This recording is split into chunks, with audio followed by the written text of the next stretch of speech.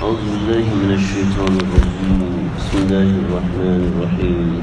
وما نتنزل إلا بأمر ربك له ما بين أيدينا وما خلفنا وما بين ذلك وما كان ربك نسيا. رب السماوات والأرض وما بينهما فاعبده واصطبر لعبادته هل تعلم له سميا. سورہ مریم کی آیت نمبر 64 اور آیت نمبر 65 ہے. فرشتے نے یہ بات کہی کہ وما نتنزل الا بامر ربک، کہ ہم آپ پر نازل نہیں ہوتے سوائے اس وقت کہ جبکہ ہمارے پروردگار، جبکہ تمہارا پروردگار ہمیں حکم کرتا ہے. کہ ہم نازل ہوتے ہیں تو تمہارے پروردگار کے حکم سے ہی ہوتے ہیں. لہو ما بین ایدینا، اور جو کچھ ہے ہمارے سامنے، وما خلفنا ہمارے پیچھے، وما بین ذالک اور جو اس کے درمیان میں ہے، سب اسی کا ہے. وما کان ربک نسیا، اور آپ کا پروردگار بھولا نہیں ہے. رب السماوات والارض، اور وہ پروردگار کون ہے؟ وہ پروردگار ہے آسمانوں کا، زمین کا. وما بینہما، اور جو کچھ اس کے درمیان ہے اس سب کا. فاعبدہ، بس اسی کی بندگی کرو. واصطبر لعبادتہ، اور اس کی عبادت میں جمع ہو. هل تعلم له سمیا، کیا تم جانتے ہو کوئی جو اس کے مثل ہو. آیت نمبر 64 اور 65 کا خلاصہ. قصہ یہ ہوا تھا، نبی کریم صلی اللہ علیہ وسلم کے پاس حضرت جبریل علیہ السلام ایک دن نہیں آئے، پھر دوسرے دن نہیں آئے، پھر تیسرے دن نہیں آئے. یوں 40 دن گزر گئے. اور 40 دن گزرنے کے درمیان مشرکین مکہ اور دوسرے لوگ وہ آپ صلی اللہ علیہ وسلم کے اوپر ہنسا کرتے تھے اور طرح طرح کی پھپتیاں کستے تھے کہ تمہارا رب تو بھول گیا، کیوں تمہارا پروردگار تو اتنا بڑا ہے، تمہارا پروردگار ہر چیز کا خالق ہے. وجہ یہ تھی کہ کفار توحید کو عقل کے خلاف سمجھتے تھے. وہ یہ کہتے تھے دیکھو میں جب یہاں پر ہوں تو میں وہاں نہیں ہو سکتا، تو جب میں یہاں پر ہوں وہاں پر نہیں ہو سکتا تو اللہ یہاں پر ہے وہاں پر کیسے ہو سکتے ہیں. یہ توحید کو عقل کے خلاف سمجھتے تھے. میں آپ کو پانی پلا رہا ہوں تو میں اس کو پانی کیسے پلا سکتا ہوں، یہ عقل کے خلاف سمجھتے تھے. میں اگر کسی کو اولاد دے رہا ہوں تو میں کسی دوسرے کو دوائی کیسے دے سکتا ہوں، یعنی یہ عقل کے خلاف ہے. چنانچہ وہ کہتے ہیں کہ توحید عقل کے خلاف ہے. چنانچہ آپ جس پروردگار کو مانتے ہیں وہ پروردگار کے بارے میں آپ یہ کہتے ہیں کہ روزی بھی وہ دیتا ہے، جان بھی وہ دیتا ہے، زندہ بھی وہ کرتا ہے، مارتا بھی وہ ہے، زمین آسمان کا نظام بھی چلاتا ہے، فرشتوں کا نظام یہ سب چیزیں وہ چلاتا ہے. تو اس طریقے سے انکار کرتے تھے کہ جیسے مزاح کر رہے ہیں، مذاق اڑاتے ہوئے کہ آپ کے پروردگار کو تو بہت سے کام ہے نا، اس لیے وہ آپ کو بھول گئے. تو یہ بات آپ صلی اللہ علیہ وسلم کو بہت چبھی اور بڑی تکلیف ہوئی. اور یہ بات اس طرح کی اور بھی بہت سی بات ہے. جیسے ایک روایت میں، ایک دوسری روایت اس آیت کے تحت میں ہے، حضرت ام سلمہ رضی اللہ عنہ کو آپ نے فرمایا کہ آج ایک فرشتہ آنے والا ہے اور وہ فرشتہ آئے گا تو مجھے اس کا خاص طور پہ انتظار ہے. آپ انتظار کرتے رہے تو وہ فرشتہ آیا ہی نہیں.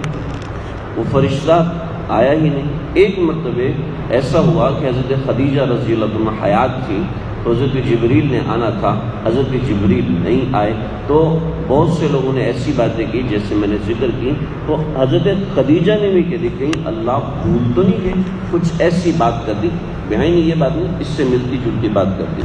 تو اس آیت مبارکہ میں ان سب قسم کی باتوں کا جواب دیا گیا. کچھ اور بھی جوابات ہیں وہ میں آیت کے ساتھ ذکر کرتا ہوں.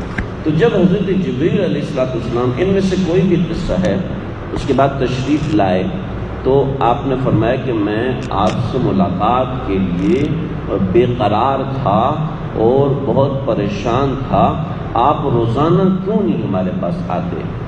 تو حضرت جبریل علیہ السلام نے ایک جواب وہ دیا جو یہاں پر ذکر ہے. فرمایا کہ ہم اگر نازل ہوتے ہیں تو اللہ کے حکم سے نازل ہوتے ہیں، اپنی مرضی سے ہم نہیں آ سکتے، ورنہ ہم تو آپ سے ملاقات کے لیے بے قرار ہوتے ہیں جیسے آپ مجھ سے ملاقات کے لیے بے قرار ہوتے ہیں. یہ ایک بات. دوسرا روایتوں میں آتا ہے کہ حضرت جبریل علیہ السلام نے فرمایا کہ ہم آپ کے پاس آنا چاہتے ہیں، لیکن بات یہ ہے کہ آپ کے ساتھ جو لوگ ہوتے ہیں ان کے ناخن بڑے ہوئے ہوتے ہیں، ان میں میل جمی ہوئی ہوتی ہے، وہ منہ صاف نہیں رکھتے، یعنی مسواک نہیں کرتے۔ اس طریقے سے چند صفائی کے امور جو کہ مردوں عورتوں کی صفائی کے متعلق امور ہوتے ہیں ان کا ذکر کیا۔ تو یہ کچھ روایات ہیں، ان روایت کے ساتھ اس آیت کو سمجھیں، پھر اس کے بعد ایک ضروری بات ذکر کروں۔ وَمَا نَتَنَزَّلُ إِلَّا بِأَمْرِ رَبِّكَ۔ فرشتے نے جواب دیا کہ ہم نازل نہیں ہوتے سوائے اس کے کہ تیرا پروردگار جب ہم کو حکم کرتا ہے تب ہم نازل ہوتے ہیں، اور اس کی کبریائی کتنی بڑی ہے کہ ہم اپنی مرضی سے آ نہیں سکتے، اس لیے کہ ما بین ایدینا، کہ جو ہمارے سامنے ہے، وما خلفنا، جو ہمارے پیچھے ہے، وما بین ذالک، اور جو ان دونوں کے درمیان ہے، لہو، سب اس کا ہے۔ وما کان ربک نسیا، تیرا رب بھولتا نہیں، تیرا پروردگار بھولنے والا نہیں ہے۔ لہٰذا یہ جو مشرکین کہہ رہے ہیں تو یہ ان کی باتیں غلط ہیں۔ اللہ جب بھیجتے تو مصلحت اور حکمت کے تحت بھیجتے۔ قرآن مجید میں اگر آپ دیکھیں تو تقریباً 6000 سے کچھ اوپر آیات ہیں، 6240 ہیں، 6666 ہیں مختلف۔ حضرت جبریل علیہ السلام جو تشریف لائے ہیں آپ صلی اللہ علیہ وسلم کے پاس حاضر ہوئے ہیں، 24000 مرتبے حضرت جبریل علیہ السلام آپ کے پاس حاضر ہوئے ہیں، اور آیات صرف 6000 ہیں۔ تو محدثین فرماتے ہیں کہ حضرت جبریل علیہ السلام اتنی زیادہ مرتبہ تشریف لائے اور آیات صرف 6000، حالانکہ ان میں سے 284 آیتیں، ان میں سے 160 آیتیں، سورہ انعام کی 200 آیتیں یہ ایک مرتبہ ہی نازل ہوتی ہیں، اور ایک مرتبہ بعض دفعہ ایک آیت نازل ہوئی، اور عام طور پہ ایک مرتبہ میں پورا ایک مضمون نازل ہوتا تھا، جس میں کبھی 35 آیات ہوتی تھی، کبھی 20 آیات ہوتی تھی، کبھی 14 آیات ہوتی تھی۔ جیسے حضرت عائشہ کے قصے میں 14 آیات نازل ہوئی، حضرت عیسیٰ علیہ السلام کے قصے میں کچھ آیات، حضرت سورہ کہف کے قصے میں، اصحاب کہف کے قصے میں 2.5 رکوع نازل ہوئے، ذوالقرنین کے قصے میں 2 رکوع نازل ہوئے، اسی طریقے سے اور بھی۔ تو ایک وقت میں 10-10، 15-15، 20-20، 25-25 اور بعض مرتبہ 200 آیات بھی نازل اکٹھی ہو رہی ہیں۔ تو حضرت جبریل بقیہ مرتبہ جو آیت تھے وہ کیا تھا؟ تو فرمایا کہ ایک ہے وحی مطلوب اور ایک ہے وحی غیر مطلوب۔ مطلوب کسے کہتے ہیں؟ مطلوب کہتے ہیں تلاوت کرنے کو۔ تو ایک وہ وحی جس کی تلاوت کی جاتی ہے، یعنی کہ قرآن مجید، اور ایک وہ وحی جس کی تلاوت نہیں کی جاتی، وہ ہے سنت رسول صلی اللہ علیہ وسلم۔ یعنی آپ کا کوئی بھی عمل اگر وہ بظاہر قرآن نہیں ہے لیکن وہ اصل میں اللہ رب العزت کی تعلیمات ہیں، تو وما ربک نسیہ کے ذریعے سے کفار کو جواب دے دیا، اور اس سے بعد پھر اللہ رب العزت نے اپنی شان بیان فرمائی ہے کہ رب بھول کیسے سکتا ہے کہ ایک مرتبہ حضرت عیسیٰ علیہ السلام نے اللہ سے ذکر کی، عرض کیا کہ اے اللہ آپ کی اتنی بڑی مخلوق ہے اور ایک پتا بھی گرتا ہے تو آپ کی اجازت کے بغیر نہیں گرتا، تو آپ کو اس سارے کے درمیان کبھی بھول نہیں ہوتی؟ تو اللہ نے فرمایا کہ عیسیٰ ایسا کرو کہ ایک شیشہ اٹھا لو۔ تو حضرت عیسیٰ علیہ السلام ایک شیشہ اٹھا کے کھڑے ہو گئے، اور ایک دن پورا کھڑے رہے، دوسرے دن پورا کھڑے رہے، اور پھر ایسا ہوا کہ نیند کا جھونکا آیا، تھکاوٹ کی وجہ سے انسان تھک جاتا ہے، تو وہ شیشہ ہاتھ سے گرا اور ٹوٹ گیا۔ تو فرمایا کہ کیا ہوا؟ یا اللہ مجھے نیند آ گئی تھی، شیشہ گرا اور ٹوٹ گیا۔